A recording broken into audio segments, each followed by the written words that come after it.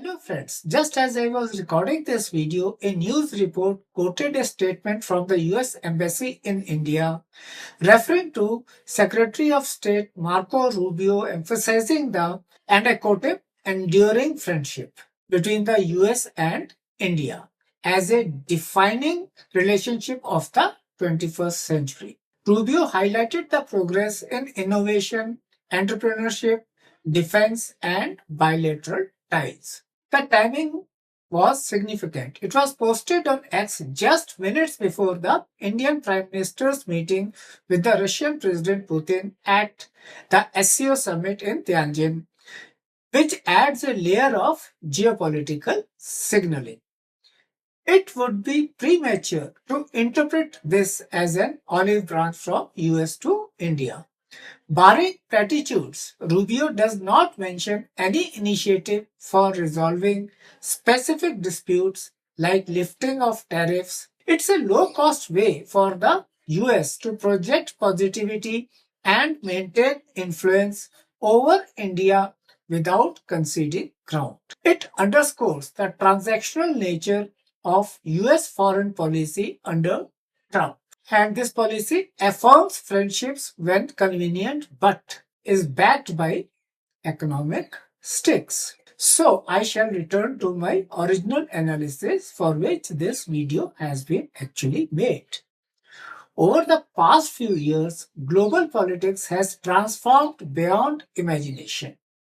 Multiple centers of power have replaced the unipolar system. So as a result, global power dynamic is in a state of flux. As power centers compete, clash, and cooperate with each other, India stands at crucial crossroads. India has traditionally followed a policy of multi-alignment, a modern form of non-alignment that allows it to engage with multiple powers at the same time. Under Dr. Manmohan Singh, relations with the United States became the centerpiece of this approach, with cooperation in trade, defense, and regional security. Together with Japan and Australia, the two countries also built the Quad to counter China's growing presence in the Indo-Pacific region. However, as of August 30, the situation looks very different. The United States has imposed heavy tariffs on Indian exports, creating friction in what was once considered a strong and reliable partnership. In response, India has begun to soften its stance towards China despite decades of mistrust due to border clashes and a large trade gap. The US India relationship has been one of the defining stories of world politics since the late 1990s. Post Cold War, the two countries began to work together on technology, energy, and defense. By 2024, the numbers looked strong and the relationship stable. Total goods and services trade was $202.3 billion.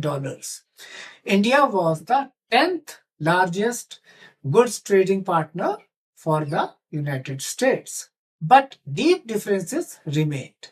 The United States complained that India kept tariffs high on many American products, making it hard for US firms to compete. Washington was also unhappy that India kept buying large amounts of discounted Russian oil despite Western sanctions following the Ukraine war. On July 31, the US announced that starting August 7, it would impose a 25% reciprocal tariff on a wide range of Indian goods. They argued that this was necessary to push India toward fair trade and to stop it from undermining sanctions on Russia. Barely 3 weeks later, on August 27, the US raised the tariffs to 50% on most Indian exports, including textiles, gems, seafood, and machinery.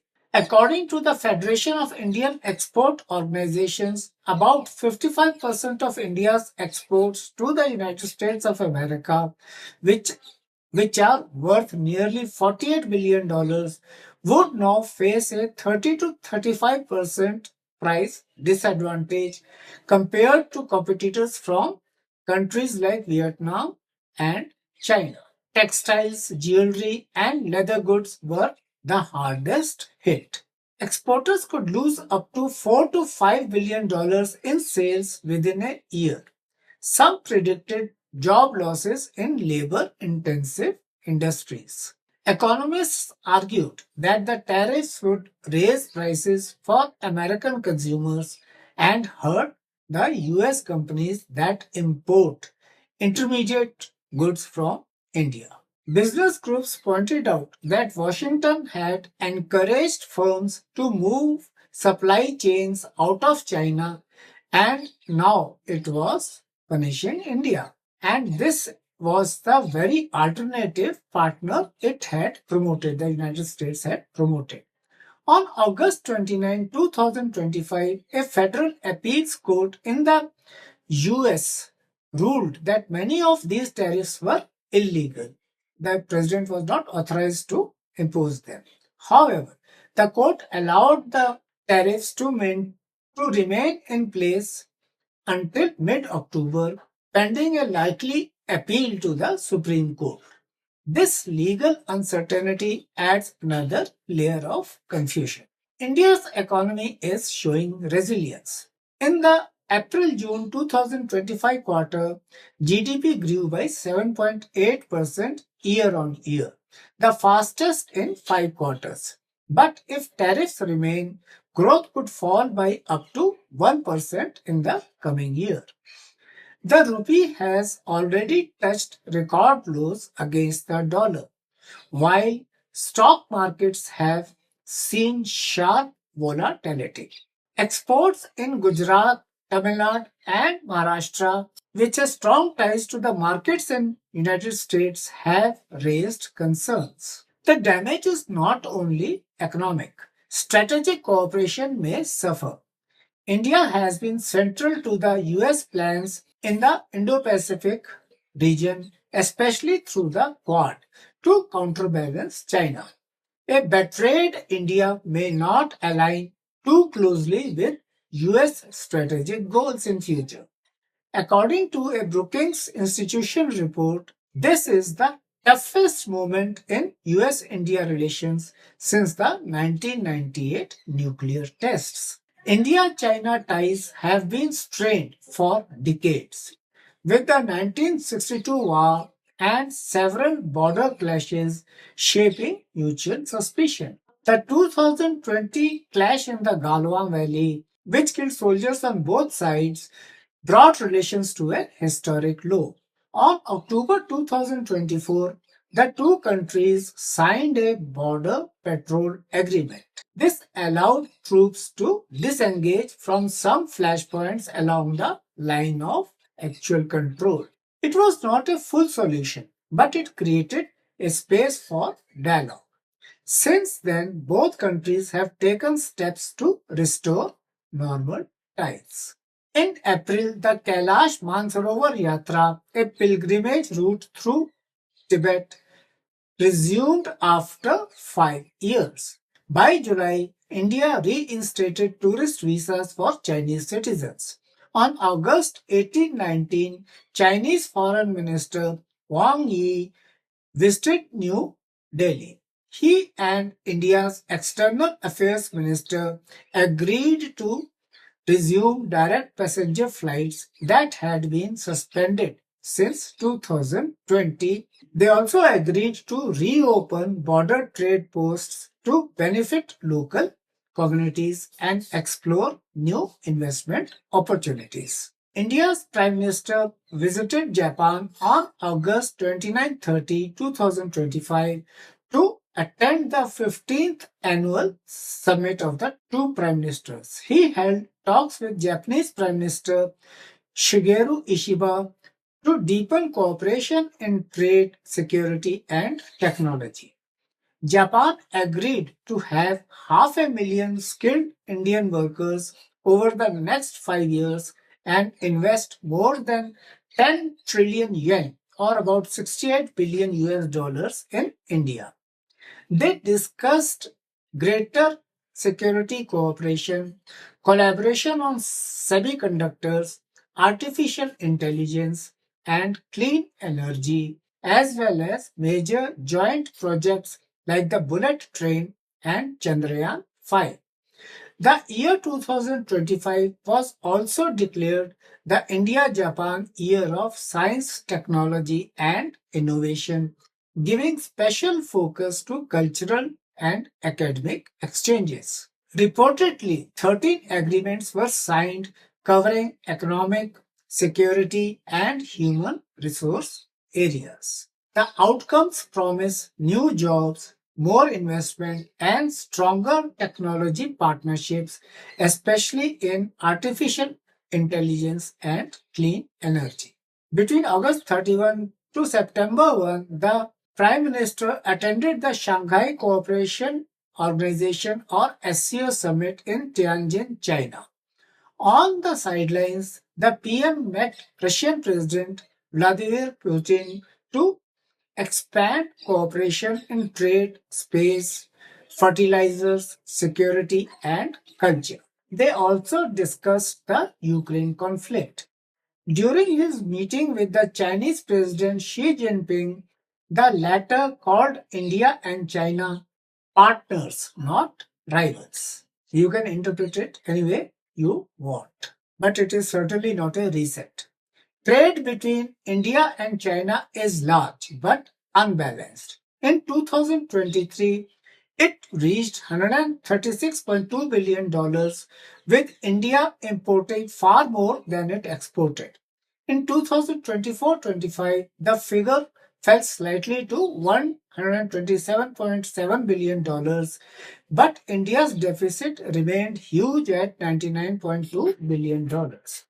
India depends on China for many critical inputs, including electronics, machinery, and chemicals. Relaxing restrictions on Chinese firms could bring investment and jobs. Both countries have strong incentives to cooperate. India needs access to affordable technology and markets. China, facing US pressure, wants to diversify its trade and improve ties with its neighbors. The economic pressure created by US tariffs has driven India's growing outreach to China. The 50% duties imposed by Washington threaten billions of dollars in Indian exports and put countless jobs at risk. To cushion this impact, New Delhi needs new markets and alternative sources of investment. China, as the world's second largest economy and a hub of global supply chains, offers both opportunities. Geopolitical realities are also influencing India's pivot. The unpredictability of the United States policy has made India more cautious, particularly as Washington's perceived friendliness towards Pakistan continues to create unease in New Delhi. For decades, New Delhi has resisted becoming overly dependent on any single partner. The sudden US tariffs highlight the risks of such reliance. By strengthening ties with China, India signals its refusal to become a pawn in the larger US China rivalry. Also, there are immediate and practical gains from the thaw. The restoration of flights, the revival of tourism, and the reopening of border trade posts bring direct benefits to communities and businesses. Potential Chinese investments in electronics, renewable energy, and infrastructure could generate much needed jobs at a time when American trade barriers threaten employment in export driven industries. Together, these factors explain why India sees engagement with China as both a necessity and an opportunity. Closer ties with China could help India stabilize growth in the short term. Investments and inputs from China may boost manufacturing. More tourists and trade routes can support local economies. But a deeper economic relationship may increase India's vulnerability to Chinese pressure. If relations are again, India could find itself exposed in critical sectors like electronics or pharmaceuticals. India's role in the Quad may weaken if it leans too much close towards China. Allies like Japan and Australia may question New Delhi's reliability. So, India must manage perceptions. If it seems too close to China, it could lose influence with Western powers. The art will lie in maintaining balance. Despite the current thaw, a full fledged alliance between India and China is unlikely. Mistrust runs deep. The unresolved border dispute, China's ties with Pakistan, and competition in the Indian Ocean remain major obstacles. Therefore, pragmatic cooperation is a more realistic option. The two countries may continue to expand trade, tourism, and investment while keeping security issues managed but unresolved. India's shift in 2025 shows the challenges of navigating a world with multiple power centers. The breakdown of US India ties has pushed New Delhi to look again at Beijing. The thaw with China brings opportunities for trade, tourism, and investment, but it also carries risks of overdependence and strategic vulnerability. In the coming years, if India can keep its autonomy while engaging with both the US and China, it may emerge stronger as a leader in the multipolar world. If not, it risks being pulled too far into the orbit of one rival power. This may harm India's efforts to protect its economic growth, security, and global influence in a time of turbulence. In case you have liked my video, please do like, subscribe, comment, and share. Thank you.